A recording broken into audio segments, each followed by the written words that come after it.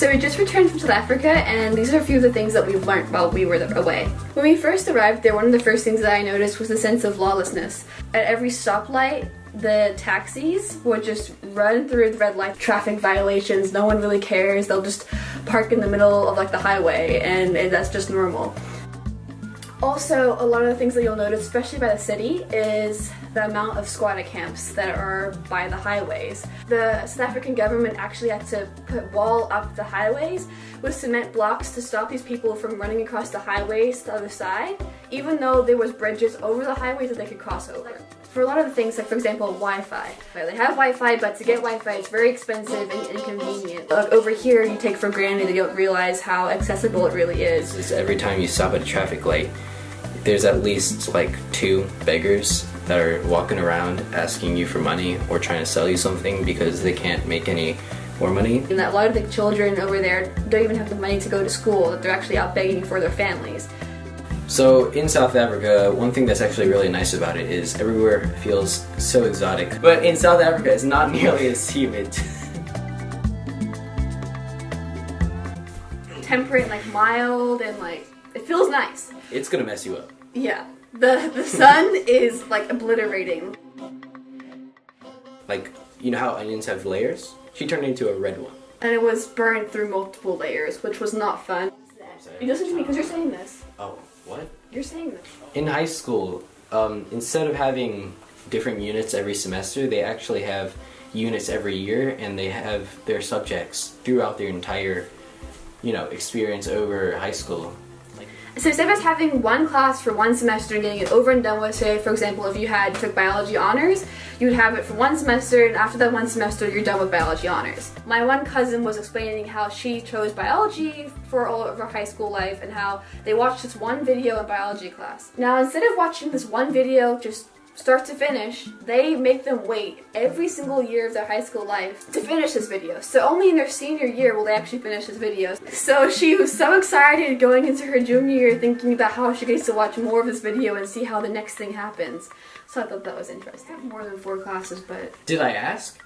Their school system works is actually very different. For example, they have year-round school, most likely, unlike we have summer break, and then we just work through the entire thing with like little to no breaks in between.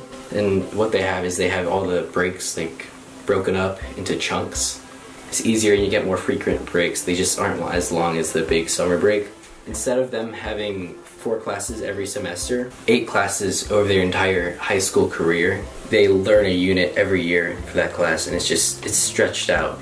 Instead of it being compressed like we have it over here in North Carolina where it's compressed and you learn multiple units. One thing that stuck out to me while we were visiting South Africa is the whole college situation. Instead of them having multiples of colleges to choose from, they only have like a small selection on like... And how there's basically 3 main universities that you can apply to. Refreshing. What I found interesting was they don't have SATs. Most of the people that go to university don't stay at the universities, but just going to commute every day, and that's the normal thing to do.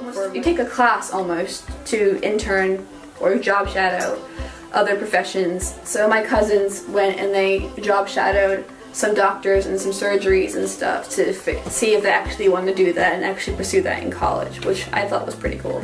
I definitely feel like that hands-on way of teaching what they want to be is a really efficient way of doing it. Although it may be difficult to execute, I think it worked nicely if we did it over here. A few of them all did like the medical job shadowing, and both my cousins loved it. Like they watched into a brain surgery. Some of their friends also job shadowed medical doctors, or they ended up leaving it knowing that they did not want to go down that route. So that could help a lot of people who change their majors again and again and again in college, which happens more often than you think. I thought that was a very efficient way to do it and help the kids actually get hands-on with what they want to do. It definitely do a lot over here in the US. I feel like we should have that happen over here. Yeah, for sure. So I think something that's really different about the 2 countries when you compare and contrast them is the cultures, because when you're here in the US, everything's very automized and like factorized. Efficient. In that way, but sometimes it being efficient isn't always that good because you don't necessarily get as good food because everything is like McDonald's, fast food, all of that stuff. But in South Africa, you actually have like quality restaurants, and you very rarely see fast food restaurants compared to over here. We saw one McDonald's in all of Johannesburg that we were at. Yeah, and that was like the first one that had ever been put there. I thought that was pretty interesting. In South Africa, we went to this little like zoo place. We got to pet like baby leopards and stuff, which I thought we would have never been able to do at the US. So easily accessible over there that it felt surreal. And we also pet some white tigers and stuff, and the leopard was crawling all over him, and it was actually a really cool experience. He fed a giraffe and got to pet its nose, and it came right up to us, which was pretty cool as well. So one misconception that I noticed while being at South Africa is that I know all of my friends are probably thinking that it's out in the bushes and everything is so underdeveloped where it's just mud huts everywhere. But it isn't really that way. When you're there, you see huts and stuff with homeless people, but there's some really nice malls there and really nice restaurants. Yeah. If you go to the right areas, it feels almost very modern. They have some of the nicest malls. They have way more malls than we even have access to. We even went to the largest mall in Africa, which was kind of cool. But you do get those areas where there is that, you can see that big gap in disparity, where you have, in the highway, you have all the squatter camps and people begging, but then you go to the other side, and then you have like these big houses and brand new malls and like new restaurants and resorts. We were going to the Mall of Africa, right? And just like not even a mile before it was this like really bad slums almost city place where everything was just trashed. And then you walk out of that and you can just see the nicest mall out of Africa right there, and it blew my mind. Crazy to see. We went to visit my mom's where she grew up, and where she grew up it used to be like developed super nicely, and it was like a really nice area to live in. But when we visited it now, like 20 years later, after it was just totally wrecked and it was basically a slum, so it was kind of sad. But there definitely is some amazing areas in South Africa as well. Like the resorts that are there are just absolutely amazing and fantastic. The food that's there is like the best food that I've had out of like all the places that I've traveled. A sense of quality is there. Like wherever you go, the quality is like awesome. In Sun City, it's kind of like Disneyland, but Well, Atlantis. yeah, more Atlantis, where it's more water themed.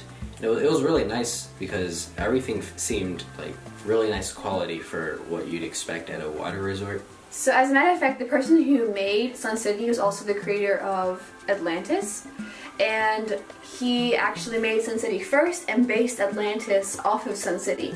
So there are definitely some awesome areas to vacation in South Africa. South Africans definitely vacation very nicely.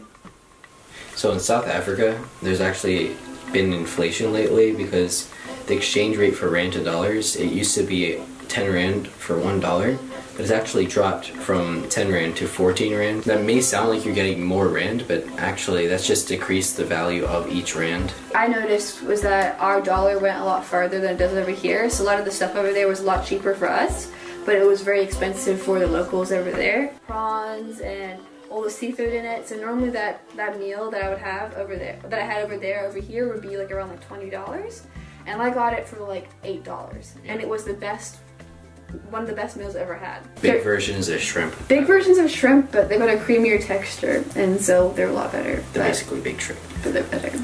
That's basically all. I love prawns. The food there was priced a lot cheaper than you'd get it here in America, and it was much higher quality, I believe. And afterwards, when we had to give our tip, usually in America the tip is 20%, but in South Africa they're used to the 10% tip. And so we gave our waiter the 20% tip, and he was like super thankful, and it was kind of crazy It's an awesome to think about, yeah. Because I mean, the money we gave him, that could help him out a lot. It felt like awesome to be able to help someone like that without even realizing how much of an impact it made on him. And so after that, every restaurant we went to, we made sure we tipped them 20% because they seemed to really appreciate that, and we thought that was really cool.